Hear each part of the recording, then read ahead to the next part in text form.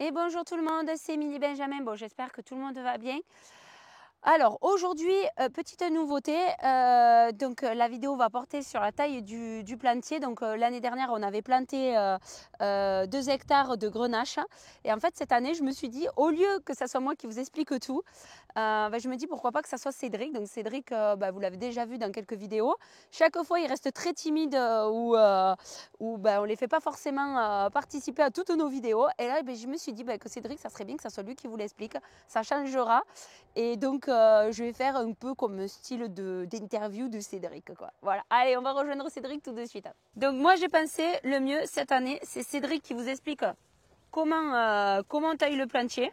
Parce qu'en réalité, c'est Cédric qui va le tailler cette année. Alors, est-ce que tu peux nous expliquer comment tu sélectionnes et que tu choisis en fait pour tailler? J'essaye de garder le plus droit, le plus perpendiculaire à la tringle pour quand on va le monter, que j'ai pas à ramener le plan ou que ce soit pas trop éloigné et que ça passe pas un ventre quoi. Ouais. Ouais. Et ensuite, tu sais, il y en a certains, il y en a ils coupent à 2 yeux, coupent à 3 yeux, etc. Là, tu tailles à combien là alors? J'essaye 2 yeux francs. Allez, montre-nous ce que c'est les yeux, comme ça ils voient bien. Voilà. Ça c'est le bourgeon de la couronne là. Ouais. Et je garde 2, 1, 2, je taille entre le deuxième et le troisième. Et j'enlève le plus ras possible sans abîmer le plan. Et là c'est un peu compliqué parce qu'il y a des vrilles sur la tringle. Ouais, donc pour tirer, tu es obligé de les couper, ouais. Voilà, donc il y a beaucoup de coups de ciseaux. Voilà, là je vais essayer de garder le plus droit possible.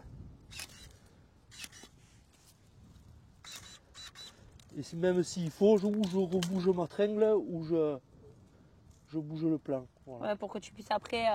Donc en gros, ce qui vous explique Cédric, c'est qu'en fait, là, il y aura les bourgeons qui vont démarrer au printemps. Et ensuite, quand ça sera poussé suffisamment, on viendra enrouler le long de la tringle pour que le pied soit le plus droit possible. Et ensuite arrive sur le fil porteur qui est ici là. Donc il y a des pieds qui étaient déjà arrivés, mais nous le but. Alors, est-ce que Cédric, tu peux expliquer comment on appelle exactement cette taille en fait? On appelle ça tailler à blanc, le plantier. Exactement, c'est taillé à Voilà. blanc. Donc on dit taillé à blanc parce qu'en fait on lui laisse une année de plus. Donc il a été planté en 2023. Donc c'est attends, non c'est ça oui 2023. Ça y est, je m'en mets là dans les saisons. En 2023, on a mis le palissage rapidement et les tringles rapidement pour qu'on puisse passer l'intercept.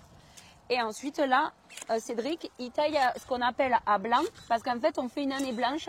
Grosso modo, en fait là on fait en sorte que le système racinaire se développe beaucoup plus profondément, le fait de faire ça. Et après aussi, on est d'accord que tu sélectionnes aussi le sarment qui est le plus joli aussi. Oui, j'essaye de prendre le plus beau, ouais.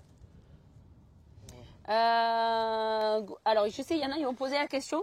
Grosso modo, combien à peu près... Attends, oui, si, tu as fait le haut déjà. Ah oui, Combien oui. tu arrives à faire à peu près? Alors, tu fais des demi-journées parce que le matin, il est dans les vignottes et l'après-midi, il est dans le plantier parce que, comme vous voyez, la position, il est quand même souvent penché. Parce qu'on est d'accord, la vigne est basse. À peu près combien tu arrives à faire de plants par jour, tu le sais ou pas? Bien par demi-journée? Par demi-journée, je dois faire 1000. 1000 par demi-journée? Oui. Donc ça fait 2000 par jour, quoi. À peu près, oui. Bon, après, il a une patronne qui est méchante avec lui, il l'oblige à travailler jour et nuit. Ah voilà. Donc voilà. Voilà comment on fait pour tailler les plantiers. Donc c'est ce qu'on appelle, nous, la taille à blanc. Voilà, là encore on est un peu freiné par rapport à la tringle. Moi l'année dernière encore en conventionnel, on m'attendait de mettre les tringles veille de l'attacher. Ouais. Donc on n'était pas gêné, on pouvait améliorer les scores et en tailler un peu plus. Ouais, mais bon, là, l'objectif, c'était qu'on en coupe le moins possible. Et comme vous pouvez le voir, de temps en temps, là, regardez, hop là, celui-là, il n'a pas pris. Alors, ça peut être pour plusieurs raisons. Hein. D'après toi, Cédric, pourquoi il n'aurait pas pris celui-là de plan? On peut le regarder. Là, c'est... Ouais, là, carrément, il a vraiment pas pris. Il n'a pas démarré du tout. Il n'a pas démarré.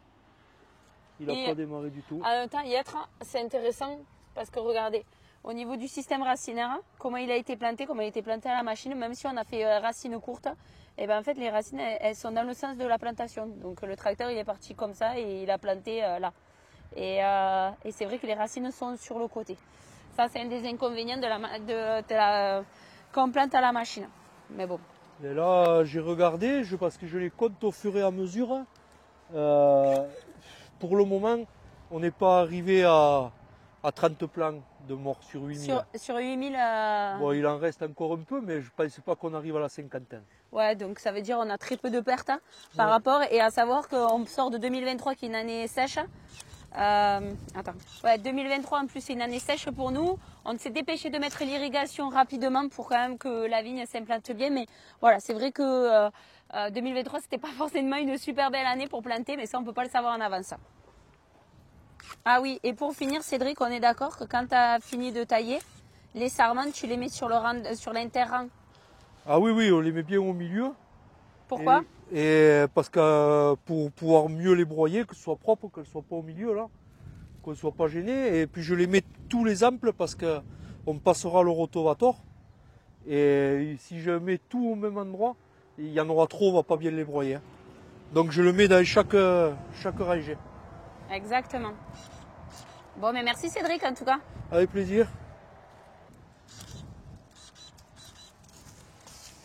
Ah, il est beau, hein. Moi je le trouve joli. Hein. Il est costaud. Hein. Ouais, c'est vrai que là, il est quand même très beau pour l'année. Donc Ouais. à savoir aussi que quand on a planté, on a mis un produit pour qu'il fasse un bon système racinaire. Pour une année sèche, il est plutôt pas mal. Bon, après, comme vous le voyez, quand même le tuyau de goutte à goutte. C'est indispensable chez nous. Si on ne l'a pas, il serait peut-être pas aussi beau.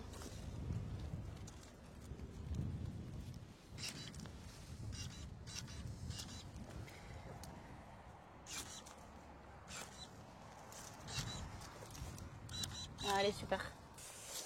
Cédric, les sécateurs là que tu as, c'est quel modèle déjà? C'est les 3020. Ouais, les 3020. Et c'est quoi la particularité du sécateur, ce qu'on disait? Ils ne déclenchent pas quand ils sont trop près du fer ou du doigt. Donc on peut se rapprocher de la tringle sans risquer d'abîmer la lame. Ouais, là je fais bien en sorte qu'il soit plaqué. Ouais.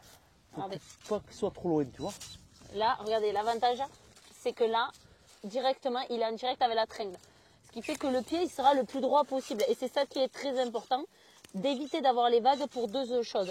La première, c'est parce qu'en fait, quand on est en culture bio ou qu'on fait de l'intercept, c'est pas spécifique au bio, quand on va venir avec la lame de l'intercept, le but du jeu, c'est d'éviter d'arracher les plants. Si le plant, il est le plus près possible de la tringle et qu'ensuite il monte droit, et bien avec le détecteur de l'intercept, ça l'ouvrira et ça évitera d'arracher des plants. Donc en fait, le travail que Cédric il est en train de réaliser, en réalité, c'est un travail qui est hyper important, comme tout ce qu'on est en train de faire. Hein. C'est hyper important parce que derrière ça, en fait, ça va conditionner la vigne pour les années à venir, pour les 30 prochaines années. Et Dieu savoir qu'on aimerait qu'elle tienne 30 ans. Bon, ben, en tout cas, merci Cédric. Merci beaucoup. Bonne taille. Moi, je vais Merci. retourner faire de l'enduit. Bon, voilà, la vidéo est terminée. J'espère que ça vous aura plu. J'espère que vous avez pu voir le travail de Cédric, comment c'est réalisé la taille du plantier. Alors, ça a l'air très simple, mais en même temps, en fait, il faut savoir le faire hein, parce que ça ne se fait pas tout simplement. Comme on vous l'a expliqué avec Cédric, il faut bien choisir quel sarment on va choisir, qu'est-ce qu'on va garder, qu'est-ce qu'on ne va pas garder. Donc, voilà. Après, on est bien d'accord que quand on a compris, c'est plutôt simple et qui va relativement vite. En plus, Cédric, voilà, il est au top. On a de la chance de travailler avec une équipe comme ça. Allez, moi je vous dis à bientôt et à la semaine prochaine. Bye bye à tous!